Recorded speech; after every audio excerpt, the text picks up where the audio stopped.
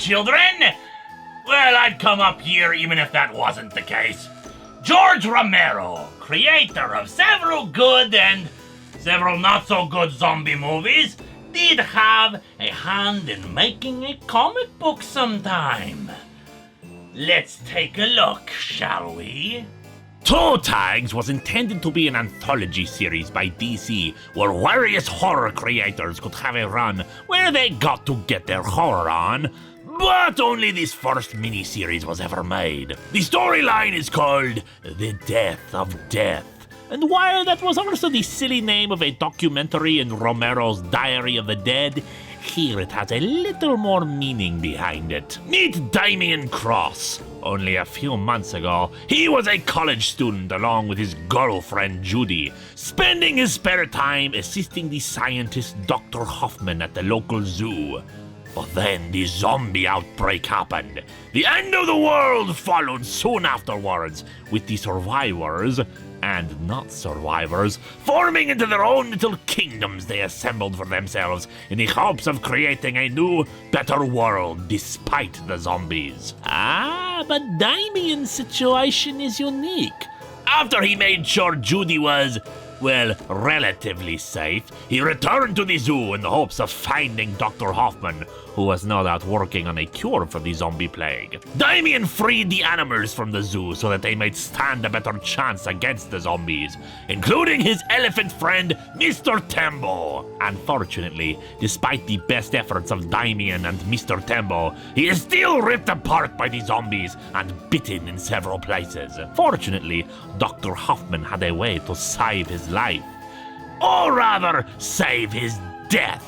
For poor Damien was already dead, but with Hoffman's special serum that prevents the decay of corpses, Damien retained his mind and intellect. He has no need to eat flesh to survive, and Hoffman even managed to equip him with an arrow cannon to replace his missing hand. Damien is still less than enthusiastic about his new life for himself, especially in regards to Judy, but she is fine with it. However, Hoffman's serum is not unknown to some of the other factions, particularly the remnants of Entron. Get it? This was 2005. A company that has pretty much assumed the role of the US government since, well, the government no longer exists. They mortally wound Hoffman while in the process of trying to retrieve him, but now work to acquire Damien, since he either should know where more of the serum is, or at least his body will contain the serum, which they believe will act as a vaccine against the zombies. And poor Damien simply wants to know what his purpose is in this world, particularly since Hoffman believes that preserving the human race will depend upon this serum. But there's an odd and not particularly scientific principle that Hoffman proposes, that good and evil are literally built into our DNA, and that unlocking the good in people is what will allow more people to be saved by the serum.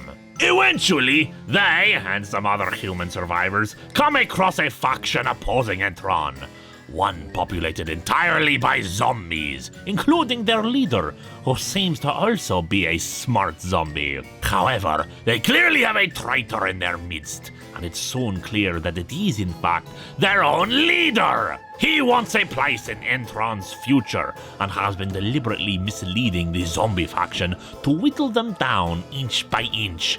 And it seems he is not quite as dead as he made himself out to be. But fortunately, Damien, Mr. Tembo, and Judy correct that for him. But the good news is that with the serum in hand and knowledge of how to keep the existing zombie hordes on a flesh-free diet, things will be looking brighter for Damien, despite the fact that he has a few more holes in him than he had before. Sometimes it really does not matter if you are good, bad, alive, or dead, but it certainly does help if you've got an elephant on your side.